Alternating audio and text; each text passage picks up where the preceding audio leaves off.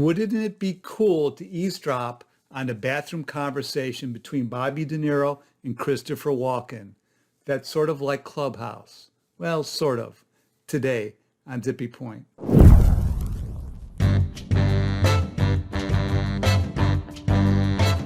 I'm Brock Romanek. I'm a big fan of yous. Okay, this will be a fairly brief vid guide about Clubhouse. The platform is actually ridiculously easy to use. Unlike perhaps when you first got on Twitter or another social media platform that you struggled to understand, it's just not that daunting to get started on Clubhouse. And of course, you can watch countless videos on YouTube that explain a lot of the details about Clubhouse. But you don't really need to do all that to get started. It's intuitive. So I'm going to cover three things. One, what is Clubhouse? Two, whether it might be right for you to try. And three, a few tips if you do decide to try it. One, what is Clubhouse? First thing to know, it's free. It's an audio platform. It's not video. It's another form of social media. Right now it's in beta form, so you need an invitation to download the free app onto your phone. But that likely will soon change because other behemoth social media companies are rumored to be building their own versions of Clubhouse. So I think this new type of social media, this audio conversational thing, will have staying power, although perhaps it won't be Clubhouse itself that you'll be using in the future. It's too early to tell if this type of social media will catch on with the masses, and definitely too early to tell which company, which social media platform will be the predominant player even 3 months from now, 6 months from now, a year from now. So what is it like? It's similar to a podcast where you can listen to a presentation or a panel, but like Snapchat, the content is ephemeral. It's not taped, it's not archived, and it just disappears. Of course, someone listening can always tape what is being said using an external taping device, but that's unlikely to be happening. Often the conversation is a bit more informal compared to a podcast, compared to a panel at a conference, due to the fact that the folks in the audience can speak up and participate if called upon by the moderators. For most of the rooms I've been in, and that's where you'll be listening to a program, they're called rooms, there often are a half dozen or maybe even a dozen moderators. They're called moderators, but what that really means is that those are the people that have the permission to speak up at any time. Those also are the people that set up the program, set up the room, they control the program. A half dozen, a dozen speakers, that's way more than what traditionally happens on a podcast, on a panel at a conference. And that's why Clubhouse is more like listening to a conversation than a panel, than a podcast. And in fact, if a room is active for hours on end, which can easily happen if there are a few thousand people in there with people coming and going all the time, the moderators will take turns being in the room and doing their job, acting as a moderator. Some of them might go to bed, some might go to eat, some might decide just to take a break. So you can come and go out of a room whenever you choose. You don't need permission to enter. You don't need permission to leave. You can come and go as you want. Your comings and goings won't be noticed. It isn't going to disrupt the proceedings. The moderators decide when the room starts and when the room ends. When you enter a room, you're automatically on mute. You're not going to be heard if you make some sounds, but you can tap an icon that's in the shape of a hand to signal to a moderator that you want to be called upon so that you are given permission to speak. You know, if you have a question or a comment, that's a powerful feature of Clubhouse, and obviously that sort of thing doesn't happen on a podcast. These are live events on Clubhouse where the audience can participate if the moderators see fit. You may well raise your hand and never be called upon. That happens, nothing you can do about it. Now, when you're in a room, you can scroll down and see the profile pictures of everyone else that's in the room, all the people in the audience, all of the moderators, all of the other fellow members of the audience.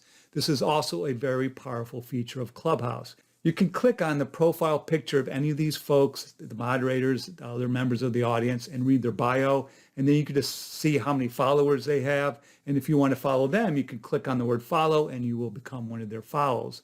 You can actually click on the list of followers that they have and people they follow and read through that list and decide to follow any of those people. So this is helpful if you decide whether these are like-minded people and you want to add them to the list of people that you follow.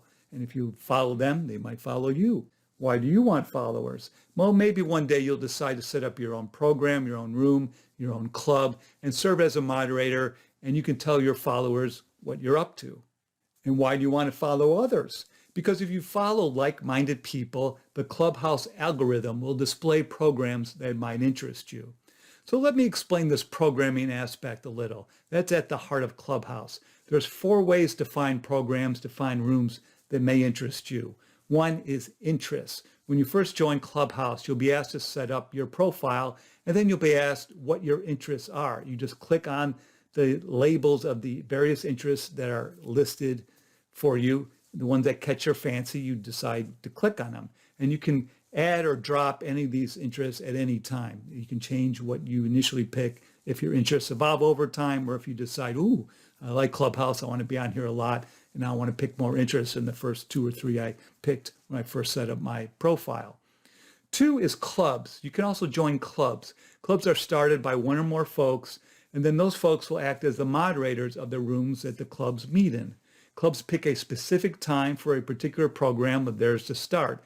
And when you open your app, the home page will display a schedule of the programs during the course of the day that may interest you. Right at the top, or also these lists of programs for you are listed on another page.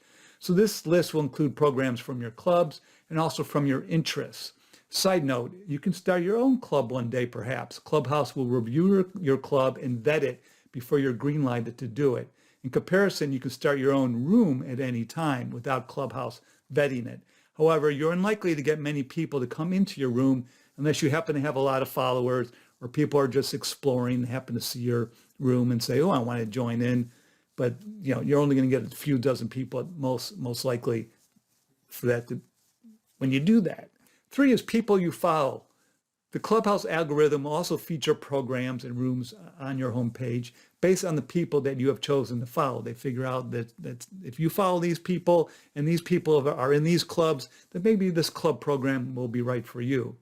And 4th is just exploring. You can easily browse and explore other programs that aren't initially listed for you by clicking the word explore at the bottom of the homepage. And a list of the rooms that are active right now will be displayed. And then you can enter any room you wish. You don't have to be a member of a club. You don't have to follow any of the moderators of that room, any of the audience of that room. It's just there. You just click and enter, and then you can leave in 10 seconds if you want. By the way, the app's homepage is technically called, I believe, the hallway.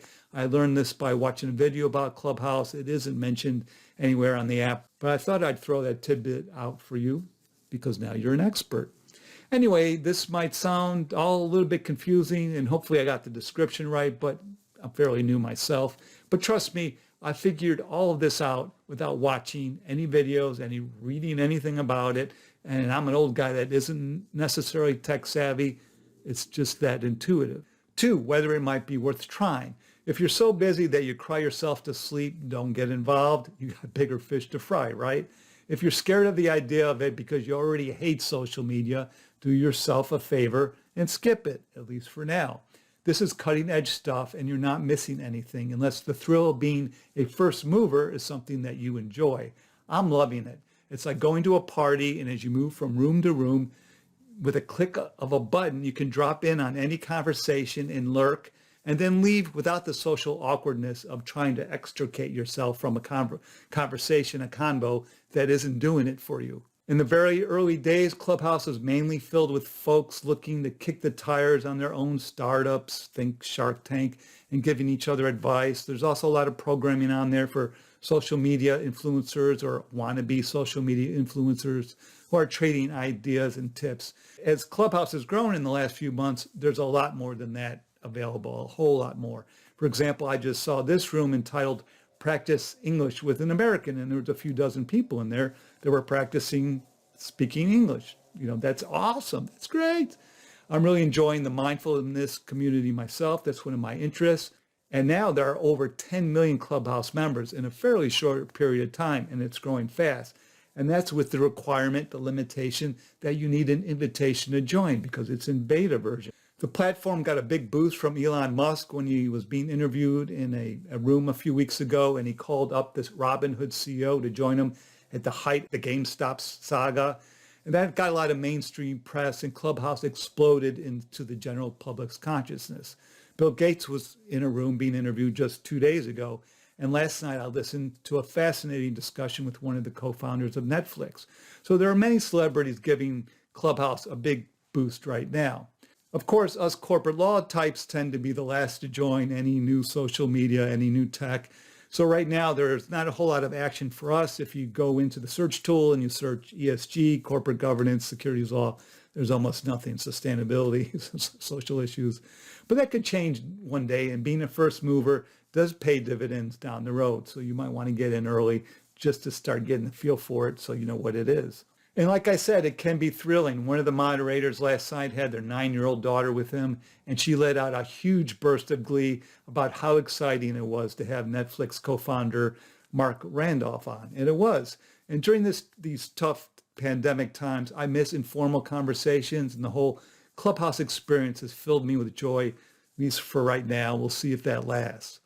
3, a few tips, 3 quick tips. The first is that your profile picture matters more for this social media platform than others, because that will be the icon that represents who you are when you're in a room, if someone decides they want to click on you.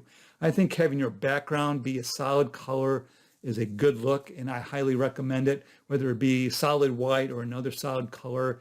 Then there's programs that can delete your background and replace it with a solid color. And if you need help editing one of your pictures like that, go ahead and email it to me, and tell me what color you want as your background, and I'll do you a solid and send it back to you the way you want it. Your profile matters too, the description of who you are, if you want to earn followers. They don't have to be formal. In fact, they should not be formal.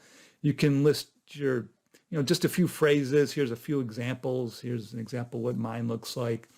And you should list your Twitter or Instagram handle if you want to, or link to your bio somehow, put the URL, because there's no direct messaging through Clubhouse. And so you need to give people a way to find out what's the easiest way to contact you if you want, because then most of the real networking that happens through Clubhouse actually happens off the platform. You meet someone by listening to them, by liking them on Clubhouse, but then you connect with them elsewhere. And my third tip is follow folks. Let the algorithm of Clubhouse do its job.